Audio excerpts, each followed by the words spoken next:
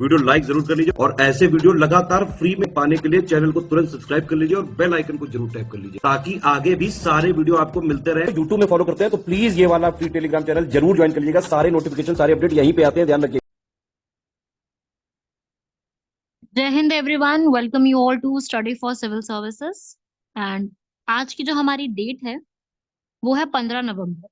और आज के दिन बहुत से लोगों ने भाई दूज मनाया है। आप सभी लोगों को भाई दूज की हार्दिक शुभकामनाएं। कई लोगों ने कल भी मनाया था। होपफुली आप सभी का दिवाली फेस्टिवल बहुत अच्छा गया होगा। और दिवाली पे आप लोगों ने, वैसे तो देखो ये लाइन बहुत अजीब लग रही है कहने में कि क्रैकर्स बर्स्ट नहीं किए होंगे, लेकिन खूब किए हैं यार। लोगों ने इतना पटाखे जलाए हैं ना, जो कि होने तो नहीं चाहिए थे उतने अमाउंट में जितने हुए हैं। लेकिन पटाखे तो खूब जले हैं। मैं इसमें बिल्कुल भी इसको इनकार नहीं कर सकती इस बात से, क्योंकि खूब पटाखे ऐसे जलाए हैं लोगों ने। चलिए भाई, कोई नहीं, हम लोग तो अपनी पढ़ाई वापस स्टार्ट करते हैं। वापस अपनी पढ़ाई के मूड में आ जाओ। मुझे पता है सभी लोगों का मूड बिल्कुल हो रखा है मस्ती माहौल वाला अभी, क्योंकि सब लोग अभी काफी इंजॉय में कर रहे हैं। लेकिन कोशिश कीजिए जरा कि सभी लोग थोड़ा सा अपना पढ़ाई वढ़ाई पे वापस आना शुरू हो जाए, क्योंकि पढ़ाई अब जब करना शुरू करेंगे तभी एक वह वापस लय बन पाएगी। तो ये टेलीग्राम चैनल को ज्वाइन कर लो, वापस से पढ़ाई शुरू हो जाएगी आप सभी लोगों की। बाकी देख लीजिए आज के हमारे आर्टिकल्स को, जिसमें सबसे पहले जैसे कि जीवाश्म ईंधन पर हम लोग निर्भर रहते हैं काफी ज्यादा, उसके ऊपर है। एलएनडी पढ़ेंगे अभी, एलएनडी को। फिर बिहार में रिजर्वेशन, क्योंकि अभी बिहार में कास्ट सर्वे हुआ और बहुत ज्यादा न्यूज में था, तो वही है ये। फिर अगरतला अखवारा का रेल लिंक बनाया जा रहा है, बहुत न्यूज में चल रहा है। और मैं ये बताऊं कि ये प्रिलिम्स के लिए बेहद इंपॉर्टेंट है, मत छोड़ के जाइएगा, स्किप मत करिएगा। फिर मेंस्ट्रुअल हाइजीन के ऊपर। तो सबसे पहला आर्टिकल है हम लोगों का कि जो हमारा जीवाश्म ईंधन पर निर्भरता है। क्योंकि अभी आपको पता है कि हम सभी लोगों ने अग्रीमेंट्स, आज के नहीं ये सालों के अग्रीमेंट है। अग्रीमेंट ये कहता है कि भाई हम लोग जो है 1.5 डिग्री सेल्सियस से ऊपर नहीं जा सकते हैं। क्या चीज नहीं जा सकती है 1.5 डिग्री से ऊपर? ये है हमारे कार्बन एमिशंस। तो जो फॉसिल फ्यूल्स जितने भी हैं उनको यहाँ पे एलिमिनेट करने की जरूरत है। 1.5 डिग्री सेल्सियस से ऊपर हम नहीं पहुंच सकते, राइट। तो ये जो पूरा एक कार्बन एमिशंस का है, इसको हम लोगों को कंट्रोल करने की जरूरत है। तो अभी जितना भी यहाँ पर जितने भी कंट्रीज ने अग्रीमेंट किया है, उन्होंने यही बोला है कि भाई जितनी भी ऐसी कंट्रीज हैं जहां पे कोयला, ऑयल, गैस इनका उत्पादन ज्यादा होता है, वहां पे ये प्रॉब्लम ज्यादा देखने को मिलती है। पोस्ट कोविड-19 थोड़ा सा रिकवरी हुई है, और भी हम लोग यहाँ पर जो है कोल प्रोडक्शन को बढ़ाने की सोच रहे हैं, ऑयल एंड गैस प्रोडक्शन की सोच रहे हैं। तो इंडिया अभी इस पे एफर्ट्स कर रहा है। मैं ये नहीं बोल रही हम लोग की सोलर एनर्जी पे शिफ्ट नहीं कर रहे हैं, वो भी कर रहे हैं हम लोग। ठीक है, तो अगर आपसे मान लीजिए कोई भी क्वेश्चन आता है कि analyse the efforts of Nations in reducing the fossil fuel emissions, मतलब कि जितना भी हमारा फॉसिल फ्यूल में एमिशन होता है उसमें हर कंट्री कितना एफर्ट कर रही है। आपको केवल एफर्ट्स के बारे में बताना है कि यहाँ पे कितने एफर्ट्स किए जा रहे हैं। ठीक है, तो ये फाइंडिंग्स है यहाँ पर कि हम लोगों ने नेट जीरो एमिशंस, वो आप लोगों को पता है इंडिया ने वादा किया 2070 तक नेट एमिशंस को जीरो करने का। तो ये वाले जितने भी आपके पॉइंट्स हैं ये सारे आप ऐड कर सकते हो अपने आंसर राइटिंग में। और वैसे भी मैंने आपको बताया 2015 में पेरिस अग्रीमेंट हुआ था। पेरिस अग्रीमेंट में कोल, ऑयल, गैस इन सब की डिमांड जो है वो बताया था कि हम लोग जो ये डिमांड है इसको रिड्यूस करने की पूरी पूरी कोशिश करेंगे। साथ ही साथ न्यू पॉलिसीज लेके आएंगे। रिपोर्ट भी आई, एक प्रोडक्शन गैप रिपोर्ट, जो कि 8 नवंबर 2023 में रिलीज होती है स्टॉकहोम इंस्टीट्यूट द्वारा। साथ में यूएनईपी ने भी काम किया, उन्होंने भी बताया कि हम लोग किस प्रकार से पेरिस अग्रीमेंट पे जो है वो आ चुके हैं, मतलब पेरिस अग्रीमेंट पे लिखी हुई बातों को हम किस प्रकार से मान रहे हैं। पेरिस अग्रीमेंट आज तक के हमारे इतिहास का सबसे बड़ा अग्रीमेंट है जिसने कार्बन एमिशंस को रिड्यूस करने के लिए प्लेजेस दिलवाए हैं, सबको ओथ दिलवाई है हर कंट्री को। अब हर कंट्री इसी कोशिश में रहती है कि हम सभी लोगों को, एक अग्रीमेंट तो हमने कर लिया साइन, इसको मानना भी है ना। इसको मानना भी लीगली बाइंडिंग है। ये 196 कंट्रीज ने यहाँ पर अडॉप्ट किया था, इंडिया ने भी इसको अडॉप्ट किया है। ठीक है, इंडिया ने प्रॉपरली पेरिस अग्रीमेंट 2015 वाला अडॉप्ट कर चुकी है। और अभी ऐसा बोला है मोदी जी ने, हमारे प्रधानमंत्री हैं जो, कि G20 की जितनी भी कंट्रीज है ना, केवल वही प्रॉपरली मान रही हैं पेरिस अग्रीमेंट को, बाकी तो ऐसा कुछ खास मान नहीं रहे। तो ये तो बेसिकली ये एक ऑब्जेक्टिव हो गया यहाँ पर, ठीक है। और ऐसा भी नहीं है, मान लो ऐसा क्वेश्चन आ गए कि all the countries have signed the major, all the major countries have signed the Paris agreement, मान लो ये स्टेटमेंट आ गई कि all the countries have signed Paris agreement, तो क्या आप इस स्टेटमेंट को ठीक मानोगे कि भाई पेरिस अग्रीमेंट को सभी कंट्रीज ने साइन कर दिया? डू यू रियली थिंक कि all countries have signed? Do you really think? No. ठीक है, पेरिस अग्रीमेंट जो है यहाँ पर, उसमें से 195 कंट्रीज ने साइन किया आउट ऑफ 196। एक कंट्री ऐसी कौन है जिसने साइन नहीं किया? वो है ईरान। बेहद जरूरी है ये बात को दिमाग में रखना। ईरान, जिसको पर्शिया के नाम से भी जाना जाता है, आप पुरानी जो मेडिवल हिस्ट्री पढ़ते हो उसमें पर्शिया के नाम से जानते हो, इस्लामिक रिपब्लिक ऑफ ईरान इसको कहा जाता है। अच्छी खासी पॉपुलेशन है यहाँ की, अच्छा खासा, और इसकी कैपिटल है तेहरान। यहाँ पर आपको ज्यादातर पर्शियन लोग देखने को मिलेंगे। शिया इस्लाम यहाँ पे सबसे ज्यादा फॉलो किया जाता है। तो ये वाली जो कंट्री है वो आपको उसके बारे में थोड़ा सा बता रही थी। चलो वापस आते हैं एमिशंस के ऊपर। तो ये जो एमिशन जितने भी हुए हैं उसमें से मैक्सिमम जो कंट्रीज हैं, कैसे उसको आगे बढ़ाएंगे, उसमें कैसे improvement, improvement in the sense कि उसमें कैसे उसको ठीक करेंगे, क्योंकि अभी एमिशंस कम तो हुए नहीं है। तो एमिशंस को रिड्यूस करने के लिए क्या प्लान्स है, हर कंट्री ने अपने सबमिट कर दिए, इंक्लूडिंग इंडिया। इंडिया ने भी अपने एनडीसी कहते हैं उसको, टारगेट्स को एनडीसी के नाम दिया गया है। तो वो एनडीसी टारगेट्स हमने भी साइन करवा दिए, लेकिन उसको कैसे बढ़ाएंगे आगे, इसके ऊपर आज भी मतलब कोई क्लियर पिक्चर अपने पास आज भी नहीं है, क्लियर प्लान आज भी किसी कंट्री का नहीं है। तो एनालिसिस जो है वो यही कहता है कि क्लैरिटी आज भी नहीं है।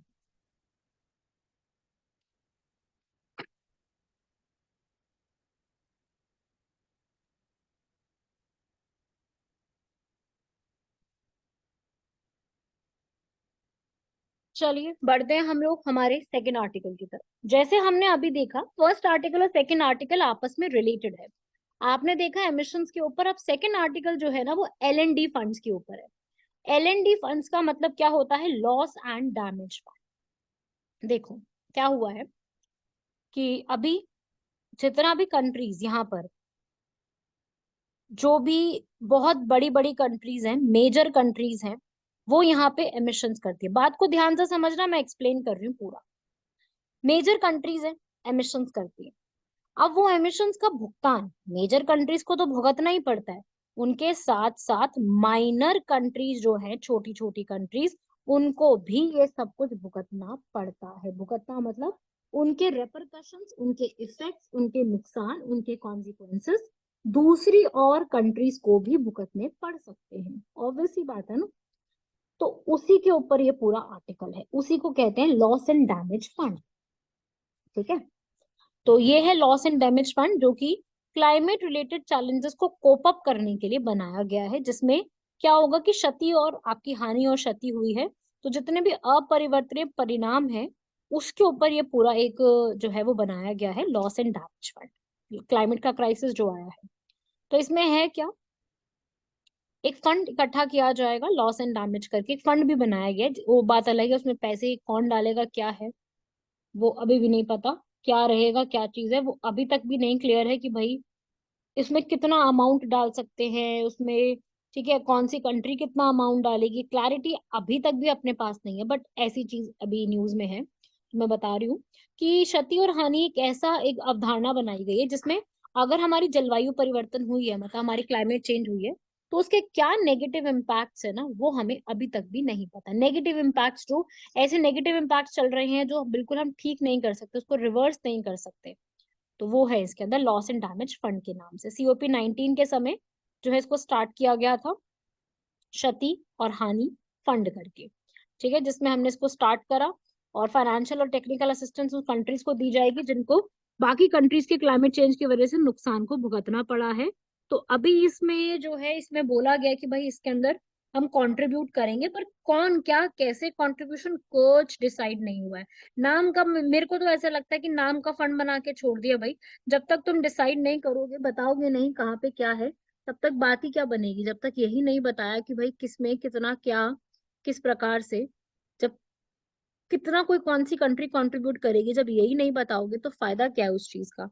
आपको ये तो बताना पड़ेगा ना कि कौन सी कंट्री कितना कंट्रीब्यूशन करने वाली है, उसमें कौन कौन कैसे कैसे कंट्रीब्यूट करने वाले हैं। तो इसमें भी मीटिंग वगैरह हुई थी 20 अक्टूबर को। और और फंड्स वगैरह भी बनाए गए हैं यहाँ पर। डेवलप्ड और डेवलपिंग कंट्रीज का भी यहाँ पर काफी डिफरेंस बढ़ गया, क्योंकि डेवलपिंग कंट्रीज जो है उनको नुकसान झेलना पड़ रहा है डेवलप्ड कंट्रीज की वजह से। तो रिकमेंडेशंस काफी आई हैं कि उसमें हम कुछ ना कुछ रिकमेंडेशन बना के इसमें आगे फॉरवर्ड करें कि कौन इसमें किस प्रकार से फंडिंग देने वाला है। तो भाई ये क्लाइमेट का जस्टिस मिलना भी एक नेचुरल जस्टिस ही हो गया ना। आप खुद समझ सकते हो कि भाई क्लाइमेटिक कंडीशंस की वजह से आपको जस्टिस मिलना चाहिए या नहीं मिलना चाहिए। बिल्कुल मिलना चाहिए जस्टिस तो सबको। एक मेजर्स अपनाने की जरूरत है, बैलेंस बनाने की जरूरत है हर प्रकार से। तो वही चीज है इसके अंदर।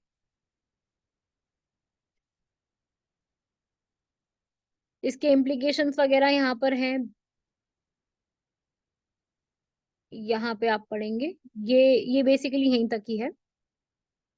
चलिए थर्ड आर्टिकल देखेंगे, रिजर्वेशन बिहार। अब जरा इस पूरे आर्टिकल को ध्यान से समझेंगे, पूरे कॉन्सेप्ट को समझने की कोशिश करेंगे। अब देखिए क्या है, बिहार की असेंबली जो है, असेंबली का मतलब है वहां की विधानसभा की बात हो रही है। तो वहां की विधानसभा ने एक बिल पास कर दिया, और सर्वसम्मति से एक बिल पास किया, जिसमें वो OBC, extremely backward classes, SC ST को 50% से ज्यादा 65 रिजर्वेशन तक पहुंचा रहे हैं। और बिहार के जो अभी के सीएम है नीतीश कुमार, उन्होंने ये बोला है कि जितने भी उनके एमएलएज हैं, उन्होंने इस चीज को जो है वो फटाफट से पास करवा दिया है। इसको अब बनाने के लेके आने वाले हैं, जिसका नाम उन्होंने रखा है बिहार रिजर्वेशन अमेंडमेंट बिल, जिसमें जो पूरी 50% की लिमिट जो सुप्रीम कोर्ट ने सेट किया उससे ज्यादा बढ़ने वाली है। तो कोटा यहाँ पे इंक्रीज हुआ है। ईबीसी एक्सट्रीमली बैकवर्ड क्लासेस का कोटा 18% से 25% हो गया। बाकियों का बैकवर्ड क्लासेस का 12 से 18, एससी के लिए 16 से 20, और एसटी के लिए 1 से 2%। तो कोटा कुल मिला के सबके लिए इंक्रीज हुआ है। और बाकी वुमेन के लिए भी यहाँ पर जो था यहाँ पर महिलाओं के लिए उसको हटा दिया गया है। और ये सब ये रिजर्वेशन हर कॉन्सेप्ट में आती है, आपकी जॉब्स में, गवर्नमेंट जॉब्स में जब आप एग्जाम क्लियर करके जाते हो उसमें भी आती है। सेम ही आपके एजुकेशन इंस्टीट्यूट्स में भी आती है। तो ये सब चीजें पास कराइए। और अभी जो कास्ट सर्वे हुआ है, पूरा कास्ट का डेटा निकल के आ गया ना उससे, तो उस कास्ट के डेटा की हेल्प से पूरी इंफॉर्मेशन निकाली गई। तो बेसिकली इस पूरे इतना बड़ा रिजर्वेशन में शिफ्ट हो रहा है, तो ऑब्वियस ही बात है वहाँ बिहार की पूरी पॉलिसीज, बिहार की पूरी स्कीम्स, बिहार की पूरी एक रिजर्वेशन पॉलिसी, वहाँ का सोशल नेटवर्क पूरा चेंज हो जाएगा। वो बात अलग है, बहुत डिबेट्स इसके ऊपर हो गई हैं, बहुत कंसर्न्स आ गए। भाई सुप्रीम कोर्ट ने 50% की लिमिट तय तय करी थी, तो सुप्रीम कोर्ट की बात को काट करके आगे बढ़ के जो बिहार की असेंबली है उन्होंने इसको इंक्रीज कर दिया है। तो सबसे पहली जरूरत तो ये है कि अगर आपने इतना बड़ा स्टेप लिया है अगेंस्ट जाने के बाद, तो आपको उसको इम्प्लीमेंट करने के लिए बहुत ही फेयर और ट्रांसपेरेंट तरीके से पॉलिसीज को लेके आना। ठीक है, जो भी पॉलिसीज, जो भी वेलफेयर स्कीम्स लेके आ रहे हैं, क्योंकि वेलफेयर स्कीम से लानी ही लानी है आगे। तो उसके लिए ये पूरा का पूरा एक फेयर तरीका होना चाहिए। ठीक है, तो ये काफी ज्यादा इम्पोर्टेंट है रिजर्वेशन के ये पूरे लिहाज से, हमारे लिए काफी जरूरी बन जाएगा ये। काफी the Hindustan times, the Hindu में काफी बड़ा इसके ऊपर आर्टिकल आया है, काफी इसकी न्यूज वगैरह जो है वो वायरल भी काफी ज्यादा हुई है। ठीक है, तो आपको ये एक पूरा आइडिया होना चाहिए। अभी बिल जो है वो गवर्नर तक भेज दिया गया है, क्योंकि असेंबली ने तो पास कर दिया। अब गवर्नर भाई साहब करेंगे पूरा आगे इसको सोल्यूशन में, सोल्यूशन द सेंस कि वो गवर्नर बताएंगे कि इसमें क्या आगे करना है। ठीक है ना, तो वो आगे उसको पास करना है, कैसे करना है, वो सब कुछ यहाँ पे डिसाइड करते हैं। अब बात ये है कि भाई मेन प्रॉब्लम यहाँ पे ये आ गई कि इन सब का जो पूरा खामियाजा होता है वो सरकार पे आ जाता है। रिजर्वेशन दे रहे हैं तो कहीं ना कहीं फाइनेंशियल बर्डन किस पे आएगा, गवर्नमेंट पे आएगा, राइट। तो कोटा बढ़ाने पे यहाँ पर ये सब एक्स्ट्रा हो गया। तो यहाँ पर काफी सब लोगों ने इसके ऊपर विवाद उठाए हैं। बीजेपी के कई कार्य एमएलए हैं, उन्होंने बोला है इसके ऊपर। ऑपोजिशन में है, तो उन्होंने काफी सारी अपनी अपनी बातें कही हैं इसके ऊपर। तो पॉलिटिकल सिनारियो को देखते हुए काफी सारी चीजें जो है वो बढ़ती जा रही हैं इसमें, और काफी सारी चीजें। तो आपको क्या लगता है, मुझे कमेंट बॉक्स में बताइए कि ये जो पूरा एक रिजर्वेशन की पॉलिसी आई है, क्या ये पॉलिसी अपने आप में सही है? क्या ये चीज होनी जायज थी? सरकार को ये बढ़ाना चाहिए था या फिर ये स्किप किया जा सकता था? तो क्या आपको इसकी पॉलिसी के बारे में लगता है, ये आप मुझे कमेंट बॉक्स में जरूर बताइए। बढ़ते हैं अगला, ये तो बेहद इंपॉर्टेंट है। अभी हाल फिलहाल में ही इंडिया के प्राइम मिनिस्टर और बांग्लादेश की प्राइम मिनिस्टर शेख हसीना, उन्होंने अगरतला और अखवारा, अखवारा जगह जो है, ये अखौरा, ये बांग्लादेश में, अगरतला तो हमारे त्रिपुरा में, आप जानते ही है भारत का। तो ये नॉर्थ ईस्ट से कनेक्टिविटी बढ़ाने के लिए एक रेलवे लिंक एस्टैब्लिश किया है। ऐसा नहीं कि पहली बार किया है, कई बार पहले रेलवे लिंक, और अभी जैसे एक मैत्री ब्रिज बनाई थी, याद है आप लोगों ने अगर पढ़ा हो पहले, मैत्री करके एक ब्रिज बनाई थी। तो ये मैत्री ब्रिज भी त्रिपुरा और चिट्टागोंग के बीच में थी, तो वो भी कनेक्शन ऐसा ही था। तो ये टोटल लेंथ इसकी 12.24 किलोमीटर की होने वाली, जिसमें से करीब आधा आधा रहेगा। 5.46 त्रिपुरा में है, 6.78 बांग्लादेश में है। निश्चिंतपुर की जो है काफी बड़ा एक रोल प्ले होगा यहाँ पर, लैंड ऑफ स्टेशन हो जाएगा। और अगरतला और कलकत्ता के बीच में जो 31 घंटे का डिफरेंस है, इतना लंबा समय लगता है, वो उसकी वजह से 10 घंटे तक आ जाएगा। तो लोगों का आना जाना, जो यहाँ पे रिश्तेदार रहते हैं या कोई काम के लिए जाता है, कोई इंपोर्ट एक्सपोर्ट का काम है, तो काफी आसानी हो जाएगी रेलवे लिंक के बनने से। तो जो पहले घूम के जाना पड़ता था, वो घूम के जाना रुक जाएगा। जैसे यहाँ पे कलकत्ता है, ठीक है, यहाँ पे बांग्लादेश है और यहाँ पे त्रिपुरा है, ऐसे भी जा सकते हैं, ऐसे भी जा सकते हैं। तो वो एक डिपेंड करता है कि किस तरीके से रास्ते को निकाला गया। तो इससे क्या होगा कि नॉर्थ ईस्ट में जो आना जाना रूट है वो बहुत इजी हो जाएगा। और यहाँ पर काफी सारे और भी काम चल रहे हैं, पीपल टू पीपल टाइज को भी इंक्रीज किया जाएगा इस पूरे स्टेप को लेकर के। पीपल टू पीपल इंक्रीज करने का मतलब होता है कि लोगों का कांटेक्ट और आना जाना बढ़ जाएगा। आइटम जो इंपोर्ट एक्सपोर्ट किए जाते हैं वो भी हो जाएंगे, जैसे मैंने आपको अभी बताया, यहाँ पे लिखा भी हुआ है। पैसेंजर ट्रेन ऑलरेडी यहाँ पे चली रही है, मैत्री एक्सप्रेस, बंधन एक्सप्रेस, मिथाली एक्सप्रेस, ये ऑलरेडी चल रही है, ठीक है। और भी हम लोगों ने, ऐसा नहीं कि ये केवल यही कनेक्टिविटी करी है, इंडिया म्यांमार के साथ भी हम लोगों ने ट्राइलेटरल हाईवे बनाया है, ठीक है। Kaladan multi modal transit project हम लोगों ने यहाँ पे स्टार्ट किया हुआ है। बांग्लादेश, भूटान, इंडिया, नेपाल BBIN करके इनिशिएटिव चला रहे हैं। मैत्री और पद्मा सेतु ब्रिज चला रहे हैं। तो ऐसा नहीं कि हमारे इनिशिएटिव्स नहीं है, इनिशिएटिव्स काफी सारे हैं कंट्रीज के साथ, बस वही है उनको टाइमली कंप्लीट होने की बहुत जरूरी है, क्योंकि डेडलाइन जितना भी कर लो, काफी ज्यादा टाइम लगता है कंप्लीट करने में, राइट। तो ये काफी सारे बांग्लादेश इंडिया के बीच में ब्रिजेस हैं, वो सब उनको जो है बनाए गए हैं यहाँ पर, और उनको बेटर बनाने की भी पूरी पूरी कोशिश की जा रही है।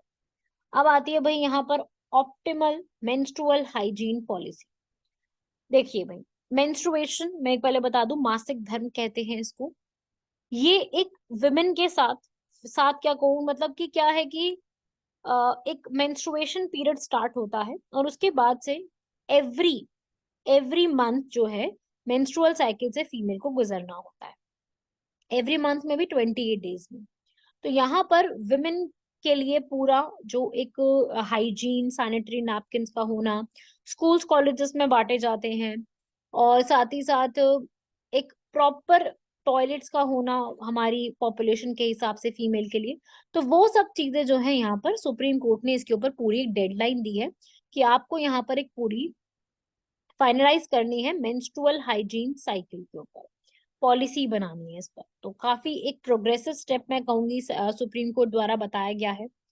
और यही बताया कि भाई अभी विमेन की जो पॉपुलेशन है 15 से 24, जो कि यहाँ पर जिनको बहुत ज्यादा प्रोटेक्शन और हाइजीन की जरूरत है, वो काफी ज्यादा लोग यहाँ पर बढ़े हैं।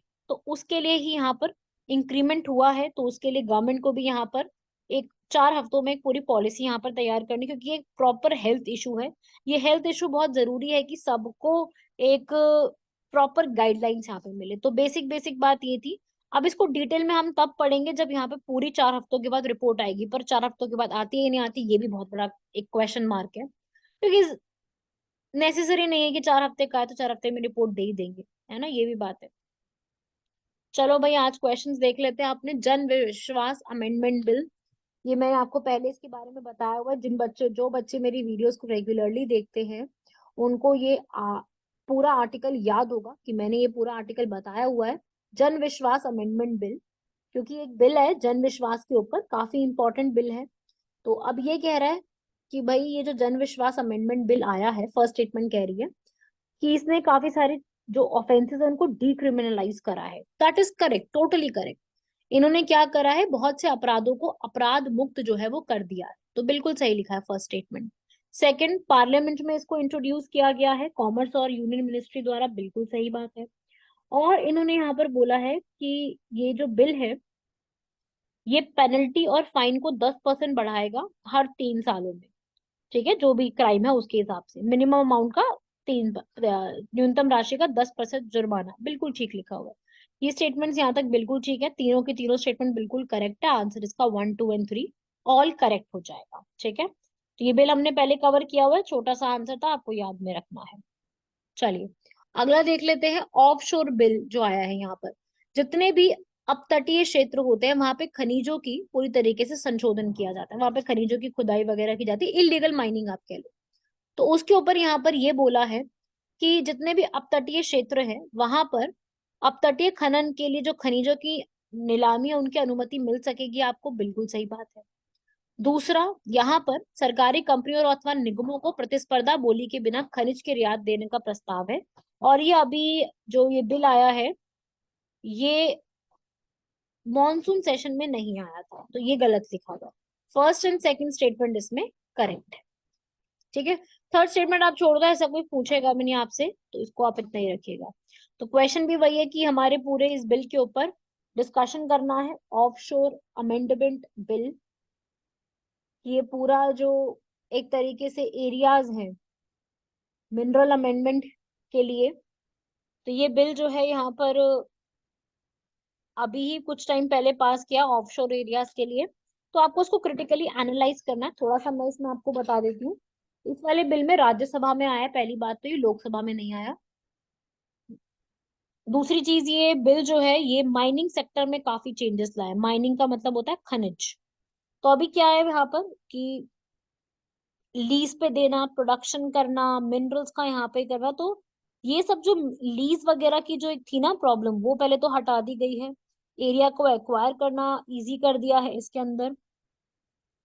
ऑफशोर एरियाज में बहुत कम लोग यहाँ पर मिनरल माइनिंग करते हैं, तो उसके लिए क्या कर दिया है,